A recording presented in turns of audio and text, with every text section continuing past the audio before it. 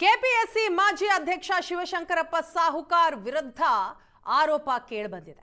400 ಪಶುವೈದ್ಯಾಧಿಕಾರಿ ನೇಮಕಾತಿಯಲ್ಲೂ ಕೂಡ ಶಿವಶಂಕರಪ್ಪ ಅಕ್ರಮದ ಶಂಕೆ ವ್ಯಕ್ತವಾಗಿದೆ. ನೇಮಕಾತಿ ಅಕ್ರಮದ ವಿರುದ್ಧ ಪೊಲೀಸ್ ಠಾಣೆಯ ಮೆಟ್ಟಿಲೇರಿದ್ದಾರೆ ವೈದ್ಯರು. ನೇಮಕಾತಿಯಲ್ಲಿ 60% ಅಕ್ರಮ ಆಗಿರೋ ಬಗ್ಗೆ ಆಕಾಂಕ್ಷಿಗಳು ಈಗ ಆರೋಪ ಮಾಡ್ತಾ ಇದ್ದಾರೆ.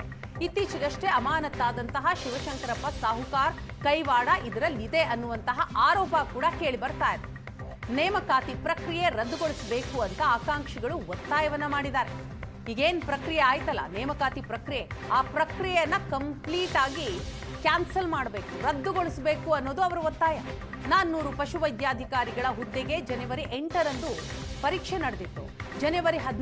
ಜುಲೈ 17ರಂದು ಫಲಿತಾಂಶ ಹೊರಬಿದ್ದಿದೆ. ಅದನ್ನ ಕಂಡು ಅಭ್ಯರ್ಥಿಗಳು ಆತಂಕಕ್ಕೊಳಗಾದರು. ನೇಮಕಾತಿ ಪ್ರಕ್ರಿಯೆ ರದ್ದಾಗಬೇಕು, ಮರು ಪ್ರಕ್ರಿಯೆ ನಡೆಸಬೇಕು ಅಂತ ಈಗ ಒತ್ತಾಯವನ್ನ ಮಾಡ್ತಾ ಇದ್ದಾರೆ. ಕೆಪಿಎಸ್ಸಿ ಹುದ್ದೆ ನೇಮಕದಲ್ಲಾದಂತಹ ಭಾರಿ ಭ್ರಷ್ಟಾಚಾರವನ್ನ ನೀವು ನೋಡ್ತಾ ಇದ್ದೀರಿ. 400 ಹುದ್ದೆ, ಒಂದು ಹುದ್ದೆಗೆ 80 ಲಕ್ಷ ರೂಪಾಯಿ ರೀತಿಯಲ್ಲಿ ಡೀಲ್ ನಡೆದಿದೆ. ಇದರ ಹಿಂದೆಯೂ ಕೂಡ ಇತ್ತೀಚೆಗಷ್ಟೇ ಅಮಾನತಾದಂತಹ ಶಿವಶಂಕರಪ್ಪ ಸಾಹುಕಾರ್ ಕೈವಾಡ ಇದೆ ಅನ್ನೋ ಆರೋಪ ಕೇಳಿಬಂದಿದೆ. ಕೆಪಿಎಸ್ಸಿ ಬ್ರಹ್ಮಾಂಡ ಭ್ರಷ್ಟಾಚಾರ ಮತ್ತೊಂದು ಬಯಲಿಗೆ ಎಳೆದಿರುವಂಥದ್ದು. ಅಖಿಲ ಕರ್ನಾಟಕ ವಿದ್ಯಾರ್ಥಿ ಸಂಘಟನೆಯ ಮುಖಂಡರಾಗಿರುವಂಥ ಕಾಂತಕುಮಾರ್ ಅವರು ಈ ಒಂದು ಹಗರಣವನ್ನು ಬಯಲಿಗೆ ಎಳೆದಿರುವಂಥದ್ದು. ನಮ್ಮ ಜೊತೆಗೆ ಮಾತನಾಡೋದಕ್ಕೆ ಕಾಂತಕುಮಾರ್ ಅವರು ಇದ್ದಾರೆ. ಯಾವ ರೀತಿ ಅಭ್ಯರ್ಥಿಗಳನ್ನು ಸಂಪರ್ಕ ಮಾಡ್ತಾರೆ, ಮತ್ತು ಯಾವ ಪ್ರೋಸೆಸ್ ಆಗುತ್ತೆ, ಎಷ್ಟು ಲಕ್ಷಕ್ಕೆ ಡಿಮ್ಯಾಂಡನ್ನು ಇಡ್ತಾರೆ ಅನ್ನುವಂಥದ್ದು.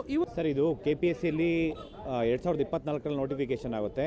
ಜನವರಿ 8ನೇ ತಾರೀಕು ಎಕ್ಸಾಮ್ ಆಗುತ್ತೆ ಕೆಪಿಎಸ್ಸಿಲಿ. ಪ್ರಾವಿಷನಲ್ ಲಿಸ್ಟ್ ಬಿಟ್ಟಿದ ತಕ್ಷಣ ಅದರಲ್ಲಿ ಪ್ರಾವಿಷನಲ್ ಲಿಸ್ಟಲ್ಲಿ ಇಂಡಿವಿಜುವಲ್ ಸ್ಕೋರ್ ಲಿಸ್ಟ್ ಇರಲ್ಲ, ಅಡ್ರೆಸ್ ಇರಲ್ಲ, ಫೋನ್ ನಂಬರ್ ಇರಲ್ಲ, ಓನ್ಲಿ ರಿಜಿಸ್ಟರ್ ನಂಬರು, ನೇಮ್ ಇರುತ್ತೆ. ಆ ನೇಮ್ ಇಟ್ಕೊಂಡು ಕ್ಯಾಂಡಿಡೇಟ್ಸ್ಗೆ ಮಿಡಲ್ ಮ್ಯಾನ್, ಏಜೆಂಟ್ಸು ಮತ್ತು KPSC ಮೆಂಬರ್ಸು, ಚೇರ್ಮನ್ನು ಇನ್ಕ್ಲೂಡಿಂಗ್ ಆಗಿ ಆ ಡಾಕ್ಯುಮೆಂಟ್ಸ್ ಎಲ್ಲ KPSCಲಿ ಇರೋಂಥದ್ದು ಡಾಕ್ಯುಮೆಂಟ್ಸು, ಫೋನ್ ನಂಬರ್ಸ್ ಕೊಟ್ಟು, ಅಂದರೆ ಏಜೆಂಟ್ ಕಡೆಯಿಂದ ಫೋನ್ ಮಾಡಿಸಿ ಒಂದೊಂದು ಪೋಸ್ಟಿಗೆ 80 ಲಕ್ಷ ಡಿಮ್ಯಾಂಡ್ ಮಾಡ್ತಾರೆ ಸರ್. ಒಂದು ಪೋಸ್ಟಿಗೆ 80 ಲಕ್ಷ, 40 ಲಕ್ಷ ಅಡ್ವಾನ್ಸ್ ಕೊಡಬೇಕು. ನೀವು 1:3 ಲಿಸ್ಟಲ್ಲಿ 1:3 ಪ್ರಾವಿಷನಲ್ ಲಿಸ್ಟಲ್ಲಿ ಇರ್ತಿರಲ್ಲ, ಎಷ್ಟೇ ಮಾರ್ಕ್ಸ್ ಬರಲಿ ಫೈನಲ್ ಲಿಸ್ಟಿಗೆ ನಾವು ಸೇರಿಸ್ತೀವಿ. ಸಪೋಸ್ ಒಂದು ನಿರ್ದಿಷ್ಟ ಟೈಮಲ್ಲಿ ಏನು ಮಾಡ್ತಾರೆ, OMR ಶೀಟ್ ಆಚೆ ತೊಗೊಂಬಂದು ನಿಮಗೆ ಫಿಲ್ ಮಾಡಿಸ್ಬಿಟ್ಟು ಒಳಗಡೆ ಇಡ್ತೀವಿ ಅಂತ ಹೇಳ್ತಾರೆ. ಬಿಫೋರ್ 1:3 ಲಿಸ್ಟು 1:3 ಲಿಸ್ಟ್ ಬಿಟ್ಟಾದಮೇಲೆ ಅದನ್ನು OMR ಶೀಟ್ಸು ಆಗಲಿಲ್ಲ ಅಂತಂದ್ರೂ ಫೈನಲ್ ಲಿಸ್ಟಲ್ಲಿ ನೀವು ದುಡ್ಡು ಕೊಟ್ಟರೆ ಏನಂತಂದರೆ 80 ಲಕ್ಷದಲ್ಲಿ 40 ಲಕ್ಷ ದುಡ್ಡು ಕೊಟ್ಟು ನಿಮ್ಮ ಒರಿಜಿನಲ್ ಡಾಕ್ಯುಮೆಂಟ್ಸ್ ನಮಗೆ ಕೊಟ್ಟರೆ ಫೈನಲ್ ಲಿಸ್ಟಲ್ಲಿ ನಿಮ್ಮ ಹೆಸರು ಇರುತ್ತೆ. ಆಮೇಲೆ ನೀವು ಡಾಕ್ಯುಮೆಂಟ್ ವೆರಿಫಿಕೇಷನ್ ಹೋಗಬೇಕು ಅಂದಾಗ ನನಗೆ 40 ಲಕ್ಷ ಬ್ಯಾಲೆನ್ಸ್ ಇರೋದು ಅಮೌಂಟು ಕೊಟ್ಟು ನೀವು ಡಾಕ್ಯುಮೆಂಟ್ಸ್ ತೊಗೊಂಡೋಗಿ ಡಾಕ್ಯುಮೆಂಟ್ ವೆರಿಫಿಕೇಷನ್ ಮಾಡಿಸ್ಕೊಬೋದು ಅಂತ ಹೇಳಿ ಈ ಥರ ಡಿಮ್ಯಾಂಡ್ಸು ಮಧ್ಯವರ್ತಿಗಳಿಗೆ ಕಾಲ್ ಮಾಡಿ ಮತ್ತು ಕ್ಯಾಂಡಿಡೇಟ್ಸ್ಗೆ ಈ ಥರ ಕರೆ ಮಾಡಿದ್ದಾರೆ. ಮತ್ತು ಈ ಒಂದು ವೆಟರ್ನರಿ ಆಫೀಸರಲ್ಲಿ ಎಕ್ಸಾಮ್ಸಲ್ಲಿ ಒಂದೇ ಬೆಂಚಲ್ಲಿ ಈ ಕಡೆ ಸ್ಟೂಡೆಂಟ್ಸ್ ಕ್ಯಾಂಡಿಡೇಟ್ ಎಕ್ಸಾಮ್ ಬರೆದಿದ್ದಾರೆ, ಪಕ್ಕದಲ್ಲಿ ಖಾಲಿ ಶೀಟ್ಸು, OMR ಶೀಟ್ಸು ಖಾಲಿ ಬಿಟ್ಟು ಬಂದಿರ್ತಾರೆ. ಅಂಥವ್ರು ಫೈನಲ್ ಲಿಸ್ಟಲ್ಲಿದ್ದಾರೆ. ಮತ್ತು ಎಷ್ಟೋ ಜನ ಕ್ಯಾಂಡಿಡೇಟ್ಸು ಬೇರೆ ಸ್ಟೇಟಿಗೆ ಹೋಗ್ಬಿಟ್ಟು ಕ್ವಶನ್ನ ಮಗ್ಗಪ್ ಮಾಡಿಸಿ ಆಮೇಲೆ ಬಂದು ಎಕ್ಸಾಮ್ ಬರೆದಿದ್ದಾರೆ. RR ನಗರ, ರಾಜರಾಜೇಶ್ವರಿ ನಗರದ ಹೋಟೆಲಲ್ಲಿ ಕೂತ್ಕೊಂಡು ಕೂಡ ಈ ಒಂದು ಚರ್ಚೆ ನಡೆದು ಮಧ್ಯವರ್ತಿಗಳ ಭಾಗಿಯಾಗಿ ಅಂಥವ್ರು ಇವತ್ತು ಲಿಸ್ಟಲ್ಲಿದ್ದಾರೆ. IFS sir, Indian forest service, ಅಂದರೆ UPSC ಎಕ್ಸಾಮ್ಸ್ ಕಂಡಕ್ಟ್ ಮಾಡೋದ್ರಲ್ಲಿ ಅದರಲ್ಲಿ ಟಾಪರ್ಸ್, ಕರ್ನಾಟಕದ ಟಾಪರ್ಸು, ಅವರು 300 ಮಾರ್ಕ್ಸ್ ತೊಗೊಳಕ್ಕಾಗ್ತಾ ಇಲ್ಲ ಈ KPSC ಎಕ್ಸಾಮ್ ನಡೆಸಿರೋಂಥದ್ರಲ್ಲಿ ಔಟ್ ಆಫ್ 600ಗೆ. ಆದರೆ 4-5 ಸತಿ ಫೈಲ್ ಆಗಿರೋ ಕ್ಯಾಂಡಿಡೇಟ್ಸು ಔಟ್ ಆಫ್ 600ಗೆ 450, 460, 480, 490 ತನಕ ಮಾರ್ಕ್ಸ್ ತೊಗೊಂಡಿದ್ದಾರೆ. ಕೂಡ ಅವ್ರ ಸಂಬಂಧಿಕರಿಗೆ ಭಾಗಿಯಾಗಿದ್ದಾರೆ. ಹೇಗೆ ಸರ್, 100% ಲಿಸ್ಟಲ್ಲಿ ಹೆಸರಿದೆ ಸರ್. ಸಂಬಂಧಿಕರು ಅವ್ರಿಗೆ ಬೇಕಾಗಿರೋಂಥವ್ರಿಗೆ ಹುದ್ದೆ ಕೊಟ್ಟಿದ್ದಾರೆ.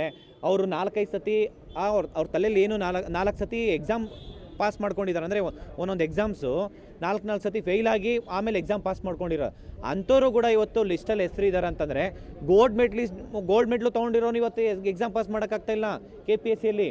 ಆದರೆ 4 ಸತಿ ಡಿಗ್ರಿ ಫೇಲ್ ಆಗಿರೋ ಕ್ಯಾಂಡಿಡೇಟ್ಸು ಇವತ್ತು KPSCಯಲ್ಲಿ ವೆಟರ್ನರಿ ಆಫೀಸರ್ ಆಗ್ತಾರೆ ಅಂತಂದರೆ ಎಲ್ಲಿದೆ ಸರ್ ಇವತ್ತು ಸಿಸ್ಟಮ್ ವ್ಯವಸ್ಥೆ?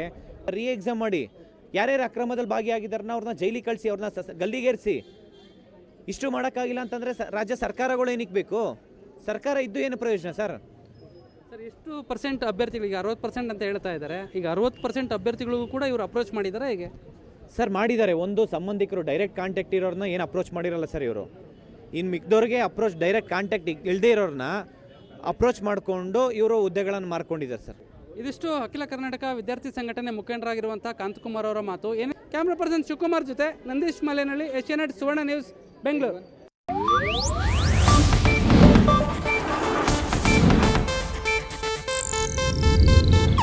ಇದು ಏಷ್ಯಾನೆಟ್ ನ್ಯೂಸ್ ನೆಟ್ವರ್ಕ್ ಪ್ರಸ್ತುತಿ.